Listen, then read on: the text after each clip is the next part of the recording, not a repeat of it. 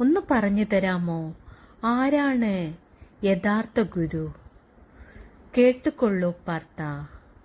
ഭക്തോത്തമനായ ഒരു ഗുരുനാഥനേക്കാൾ ശ്രേഷ്ഠമായ ആചാര്യനാണ് വിശ്വപ്രകൃതിയാണ്. പ്രകൃതിയെ അറിയുന്നവൻ എന്നെയും അറിയുന്നു. ഈ ലോകം ജീവികളോട് വിവിധങ്ങളായ ദുഃഖങ്ങൾക്ക് കാരണമാകുന്നു. ആശാബന്ധം മൂലമാണ് ലോകം അനിത്യവും മിഥ്യയുമായിത്തീരുന്നത്.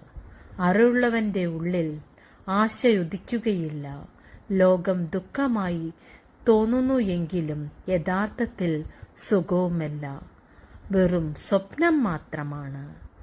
അജ്ഞാനികളുടെ നിദ്രയിൽ നിന്നുണ്ടാകുന്ന സ്വപ്നം. അതുകൊണ്ട് എപ്പോഴും ഈശ്വര ചിന്തയോടുകൂടെയും ഈശ്വരന്റെ സ്മരണയോടുകൂടെയും എപ്പോഴും ജീവിക്കുക.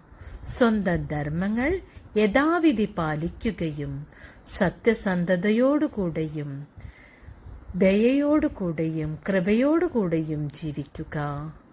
അങ്ങനെയുള്ളവന്റെ കൂടെ ഭഗവാൻ എപ്പോഴും ഉണ്ടാകുന്നതാണ്. മന്ത്രജപത്താലും ഈശ്വര പ്രാർത്ഥനയാലും ഭഗവാനിൽ എത്തപ്പെടുവാൻ ശ്രമിക്കുക. എല്ലാവരിലും ഭഗവാനെ കണ്ടുകൊണ്ട് ജീവിക്കുക. എല്ലാ ജീവജാലങ്ങളെയും ഭഗവാന്റെ അംശമാണെന്ന് കരുതിക്കൊണ്ട് ജീവിക്കുമ്പോൾ മാത്രമേ ജീവിതം സമ്പൂർണമാകുകയുള്ളൂ. അതുകൊണ്ട് നീ എപ്പോഴും ഈശ്വര ചിന്തയോടുകൂടി ജീവിക്കുക. സർവ്വതിലും സർവ്വവിജയങ്ങളും ഉണ്ടാവട്ടെ. ലോകാ സമസ്ത സുഖിനോ ഭവന്തു.